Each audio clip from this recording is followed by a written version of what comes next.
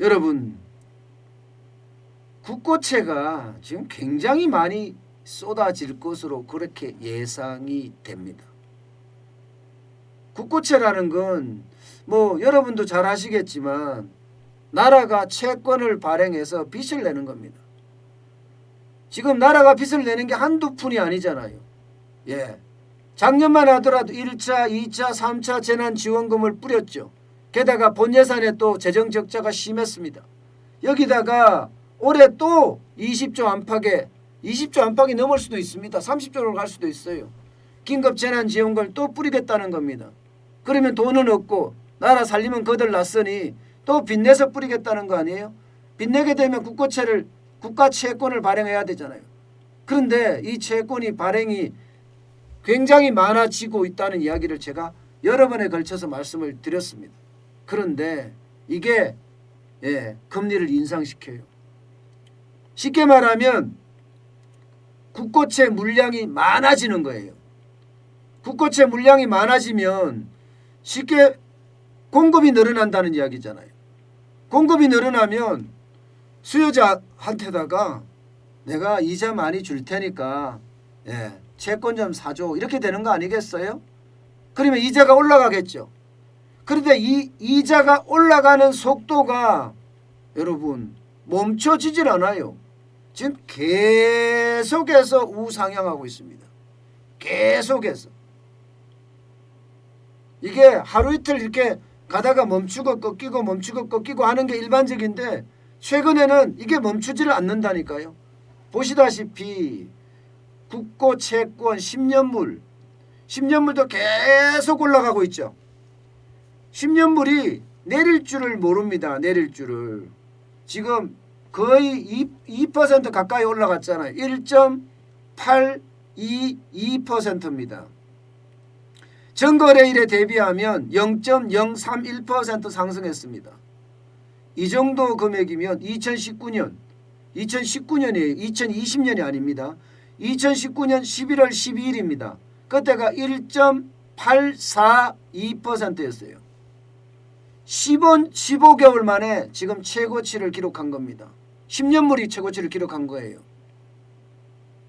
여러분, 10년물이 이만큼 올라가면 당연히 시중금리도 올라가겠죠.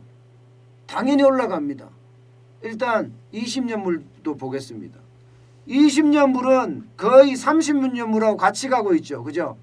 30년물하고 같이 가고 있는데 이건 또 2년 만에 최고치로 급등하고 있습니다.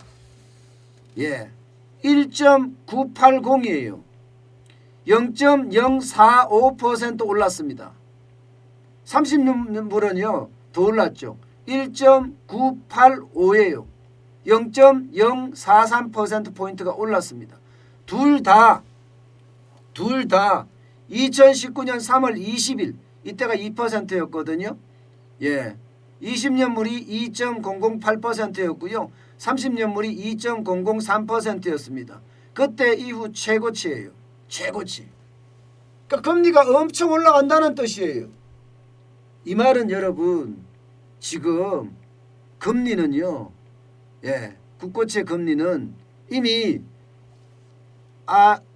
코로나19 이전으로 완전히 돌아갔다는 겁니다.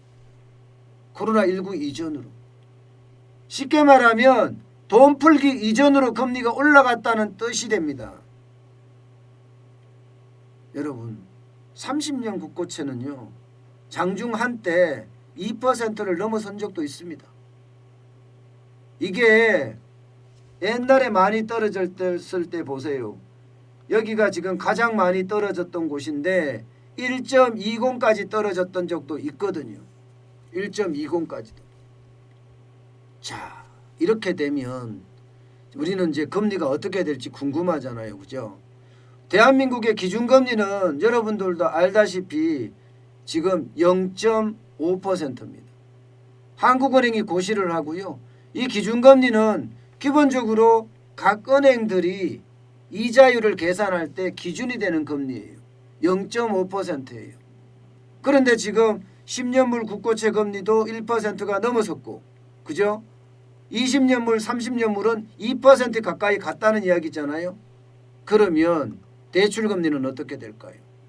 대출금리는 당연히 올라갑니다. 왜냐하면 국고채 금리가 이렇게 올라간다는 것은요, 결국은 회사채나 뭐 금융권에서 자금을 조달하는 방법인 은행채 있어요. 은행채도 시장에다 내서 채권을 팔아서 현금을 가져와서 그 현금을 가지고 대출을 해주거든요.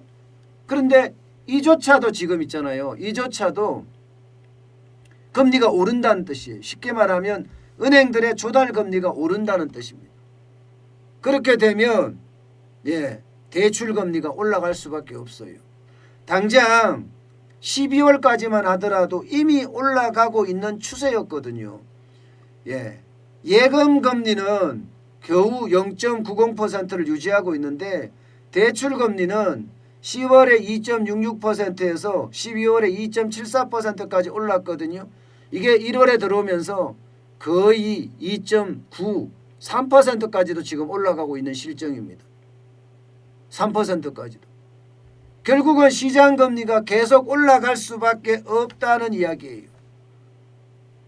이게 지금 금리를 올라갈 수 있는 요소만 지금 가득합니다. 자, 여러분, 제가 말씀드렸다시피 국고채 금리가 오르기 때문에 우리의 대출 금리는 폭등할 가능성이 있다, 올라갈 가능성이 있다 했죠. 여기다가 경제 회복에 대한 기대감도 있습니다. 경제 회복이 된다는 건 누군가 소비를 많이 한다는 이야기잖아요. 누군가 소비를 많이 한다는 이야기는 여러분 결국 물가가 올라간다는 이야기입니다. 물가가 올라간다는 이야기. 보복 소비가 일어나면 물가가 올라갈 수밖에 없습니다. 그러면 물가가 올라가게 되면 어떻게 되겠어요? 당연히 금리를 올려야 되는 그런 상태가 점점 다가올 수도 있습니다. 심지어 말입니다. 국제유가 엄청 올라가거든요. 원자재 값도 또 올라가고 있어요. 이게 경제 회복에 대한 어떤 신호탄이라고도 보고 있는데 북해산 브렌트유 같은 경우는요. 60달러가 넘었었습니다. 60달러가. 게다가 곡물 가격도 올라갑니다.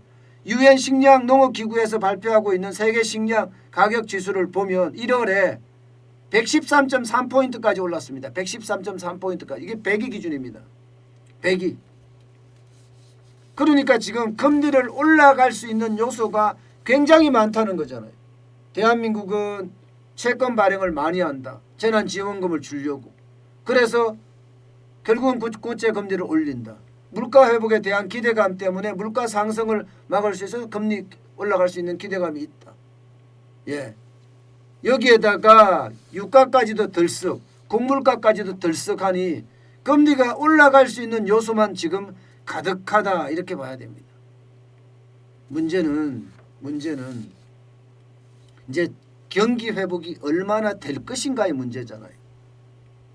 분명한 것은요. 코로나19 이전으로 돌아가겠죠. 그 시점이 언제이냐는 겁니다.